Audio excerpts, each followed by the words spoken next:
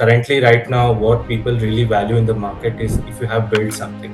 What are some of the things specifically with respect to people who come from a law background, which you really think people should be doing or can work for them when it comes to finding roles in the market? But the foundation of any policy remains law, and law sets that premise for policy to come out and work in society. These two things matter the most.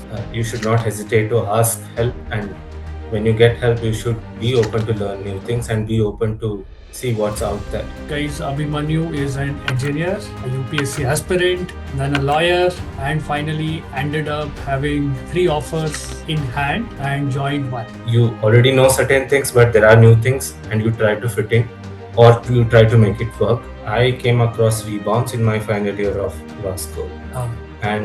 And I think this is where Rebounce adds value, help them give clarity when they are surrounded by clutter. Great, thank you so much. Let me just give us a little bit of a sneak peek about your journey, Abhimanyu, and then we'll deep dive into various aspects of it. So, just for our audience, guys, Abhimanyu is an engineer, a UPSC aspirant, then a lawyer, and finally ended up having 3 offers in hand and joined one. After a really long journey and a non-linear journey, we will get into details of how Abhimanyu sort of managed to do it, and we'll try and distill certain insights which might be helpful, especially for people who are looking to transition out of UPSC and into meaningful careers. So, Abhimanyu, let's start with your journey. You said that you are an engineer. You did your engineering way back. I think you graduated from engineering back in 2018, right? So let's talk a little bit about engineering background and what made you get into UPSC. I did my engineering in mechanical engineering BTech from NIT Karnataka, and my drive towards choosing engineering was something about having to do with curiosity. As I was a kid, I used to open up things, electronic gadgets, and see what's inside. And the curiosity drove me to learn different things in life. And the one of the most things that felt natural to me was to learn about systems. Even I was curious about society in general, the way things work. And engineering felt more natural to me, and that led to me choosing NIT Karnataka and mechanical engineering. And when I was doing engineering, again, I that curiosity that stayed with me was about society, how things work, and why things are the way they are in society. And that curiosity drove me towards approaching civil services. And I had that analytical mindset and understanding things in a fairly logical and practical manner from my engineering training. Unfortunately, I could not clear it, but when I was preparing for UPSC, my optional was law. And I chose law because it had the highest statistical success among all the optionals. So being a law Correct. student improves your chances of success. So why not take law as an option? Was it like that? Yeah, something like that. All right. I analyzed different optionals and syllabus. Then I made myself familiar with the syllabus of law. And law optional for UPSC has all the substantial laws, but not procedural laws per se, such as Civil Procedure Code, Criminal Procedure Code, which are changed now, obviously. And these procedural codes were not part of UPSC law optional. And I found it fairly easy and intuitive to understand law. It was natural for me to think that why not do a formal law degree? And I wanted to do it at the best that there is in the country. And fortunately, I came across National Law School, Bangalore, a 3-year LLB course, and I wrote an LSAT exam for it. And I made it to the second cohort of the LLB batch. And I recently graduated like two months ago. Coming out of a law school, getting into the market, how easy or difficult it was. What are some of the things which you think worked for you, because of which you had not one, but 3? People struggle with one, but you had 3 offers. What are some of the things which worked for you? In your opinion, someone with a law background and also a UPSC in between, 3-year or 5-year, irrespective, should do so that it becomes relatively smoother, relatively, to get out of UPSC and get into the market? Regardless what you choose after UPSC, there will be some sort of hesitation and there will be some sort of uncharted territory that will walk into. And that's where people like you and the people like my professors in my law degree come in. And if you seek help, you will find help. And that is the philosophy that I had whenever I wanted to try new things. And in a world that's constantly evolving with a lot of technologies today, I think it's important to learn new Mhm. things and Mhm. be open to learning new things. And this has to be there regardless of what we choose. Even if we make into the UPSC career or outside it, these two things matter the most. You should not hesitate to ask help, and when you get help, you should be open to learn new things and be open to see what's out there. And I think that with this mindset, I entered law school. Get familiar with the legal writing language, read voluminous amount of material. Every day we had to read like more than 500, 600 pages of cases every day. And if when you are open to learning these things, there is also a tendency to bring what we had learned before Mhm. to learning new things, and there is a way to go about it also. Sometimes you have to unlearn to learn new things. When we have a goal in my mind that at the end of the 3 years, this is what I want, and this is the kind of goal that I have, and I work towards it. It's important to have a point and then have a starting point as well. When you try to connect these 2 points, you will come across a lot of new things. Mhm. And how you tailor it to meet your requirements, maybe stitching the CV and modifying the language and finding new internship opportunities to explore these places, interface between technology and law, which was my interest. I Mhm. would get into talking with committees which were there in campus and with people who are involved in such kind of work. And when you start something like that, there'll be some sort of cognitive dissonance that you already know certain things, but there are new things and you try to fit in or you try to make it work. Being open and being asking for help matters the most. So, Abhimanyu, these are things which I believe would work for everyone, right? Law or non-law, you have to be open to Exactly. learning always. You have to be open to seeking help when needed, and more often than not, you will find one, right?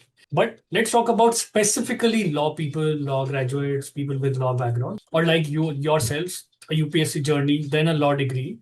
What are some of the things specifically with respect to people who come from a law background, which you really think people should be doing or can work for them when it comes to finding roles in the market? Yeah, I guess doing law after UPSC brings a lot of maturity into what you're really doing. Mhm. And you're kind of exposed to a lot of breadth in UPSC, and then you try to narrow down in law, and then Mhm. wanting to explore in public policy or political consultancy is a specific career path after law. Mhm. And again, it's not so much different in terms of the breadth that we are exposed to in UPSC. In public policy, again, you have a lot of things going on. We study in jurisprudence about law and policy, and how Hardwork says that law is about what ought to be and what is there in society, what governs people. And policy is more of a future looking. You can say what would be good for society, and then you come up with a policy document and decide what is it going to be. But the foundation of any policy remains law, and law sets that premise for policy to come out and work in society. And having law as a basic foundation to start a career in public policy gives you that edge, gives you that extra one up to Mhm. analyze things in a different way, analyze the impact of policy, especially the cases that you learn, to understand what really remains in the executive sphere, whether it is constitutional, whether it's allowed by the boundaries of law. And even if it's allowed, then how would you make it future proof with the language that you use in policy? When it comes to political consultancy, I would say that the knowledge about polity, governance, and how public political parties are formed, and if you're curious about the political scenario in the country, and if you're abreast with the recent developments, uh, same tenets work for political consultancy also. But the Okay. tuning maybe a little different there. So Abhimanyu, you got three offers. What are some of the things you think you had in your CV which really worked, which made people give attention to your profile, shortlist you, and finally make you an offer? The basic thing, the first and foremost thing I would say is the format, how everything is aligned, the consistency of the fonts, everything. When you look at it, it should not occur like it's something that's made in Yeah, last 5 minutes or 4 minutes. yeah, And it takes a lot of time to build your CV and show that you actually worked on it. yeah. And the second thing is the actual content and your academics. How do you fare in terms of your CGPA and your merit and your experience within the cohort of your batch, and also the kind of experiences that you gain through internships. Have you shown that aptitude that is fit enough for public policy or political consultancy, or to even any other firm or company for that matter? The second is substance, and third one is you show somewhere that you are willing to learn, that these are the things that which I've worked on, and these are the things that I might know about your firm through my own research before attending the interview or before the application process. And then you tailor your content to meet the requirements of the company or the firm. Then you do the basic research and you highlight the points which might be relevant to that firm selection process, and then they ask you question on it, and your basic research, the fundamental basic research that you do on resume and as well as on the knowledge part as well. These three things. Of course, content, structure, how do you put across things, how do you put across your story, all of it matters. But anything in your opinion which should be like really specific, people with a law background, people should be doing it, people should be careful about it, which has a potential to enhance their chances of getting a shortlist.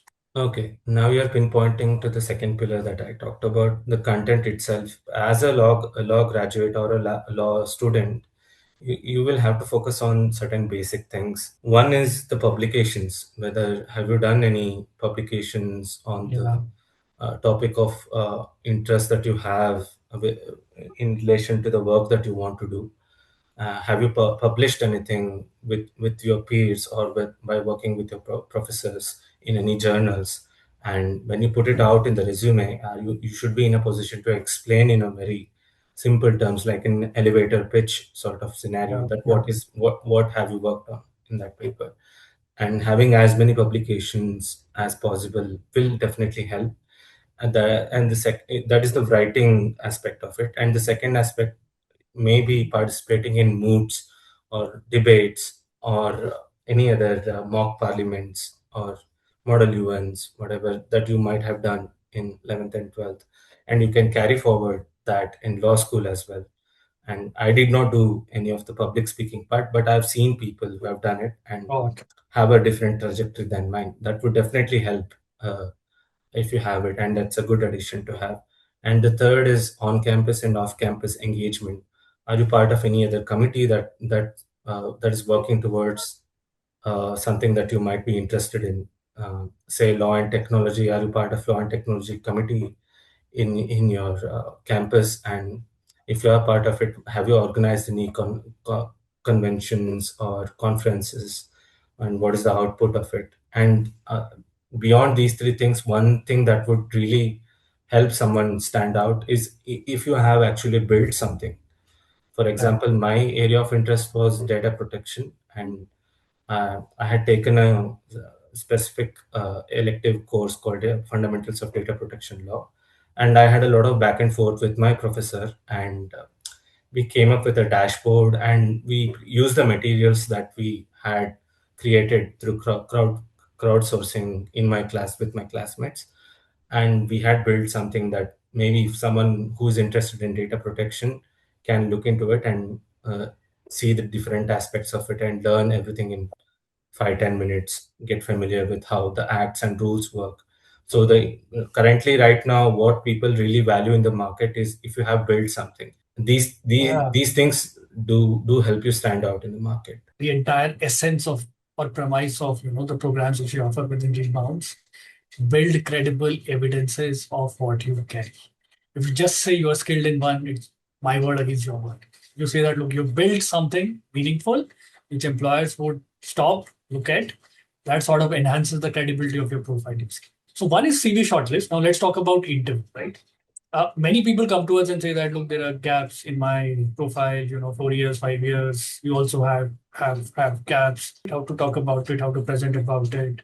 They think that okay, what if a question is asked in the interview and how to present a story, what to talk about it, would it be taken as a negative? Do you think employers A really care about it? In your experience, of course, and B, how did you tackle it if they really, were sort of, interested in this part of your journey?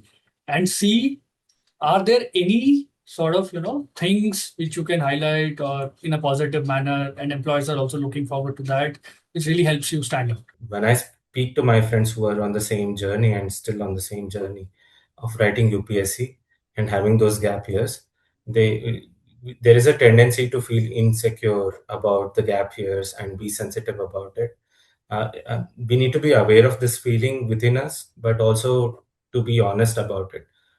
Yeah, we gave a couple of attempts and then we explored UPSC opportunity there for a while. And what is there to be insecure about it? What is there not to be honest about it? And with Right. this internal mindset, you can do certain external, being what you actually talk about it with others and with the people who are taking your interview, right? It helps to be it helps if you stay honest about it, and you have to see for yourself what are the outcomes that you achieve through your UPSC. And these are the repeated, consistent questions that I've been asked as well. What did you do after your graduation? What are the takeaways you would say that came out of your UPSC preparation? And if you are able to come up with a story about it in a very genuine way, with a lot of introspection and with a lot of interaction with people who actually guide you and care about you, then you have to be honest about it and say that these are the takeaways that I got from my UPSC preparation, and this is where I'm going. And the next question then that you would probably be asked is, where do you see yourself in next 5 years or 3 years Correct. or so? Then you have to have a tangible goal for yourself, and how do you position yourself in the organization as well. So if there is a tangible goal that you can verbally communicate with the person who's taking the interview, that sorts of alleviates the situation. That sorts of addresses their concern as well. A lot of organization value your honesty and your integrity as well, to own up things, to own up your mistakes, and to own up what you're going to do in the company. So if you're able to stitch it together and make it work with your profile, it can be a plus point. It can be a good thing to bring that maturity into the interview. Let's also talk a bit about Rebounce. You have been associated with us for some time now. So, Yeah. how has been this journey, Abhimanyu?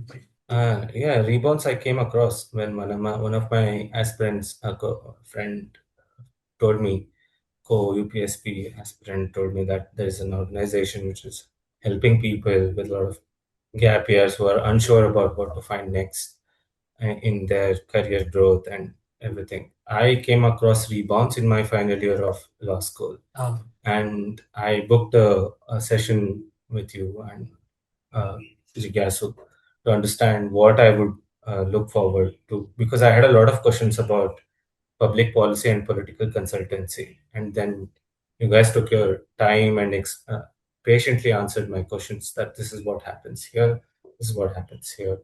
And it gave me a lot of perspective to work with my profile as well, and the opportunities I come across on campus and with the on campus facilities, whatever I had. And I read a lot of stuff. I found in internship opportunities by asking Rebounds how to tailor my CV and how to make it sort of market ready in terms of it's not that I didn't have things, but I had things, and how you present mm, these things also matters yeah, of course. to refine things. And that extra step and that the filling in the gap process is very much required for any person who has gap years. And I think this is where Rebounds adds value to people and to help them give clarity when they are surrounded by clutter. There's a lot of information out there, and You have to cut through the clutter and see that this is what works for me. And Rebounce is that opportunity that helps people to really understand. Cool. All right. Thank you so much, Abhimanyu. Indeed, very, very important insights. I'm sure people who would go through it would really benefit from it. And more than anything else, would get a confidence that if someone similar to them can do it, so they can.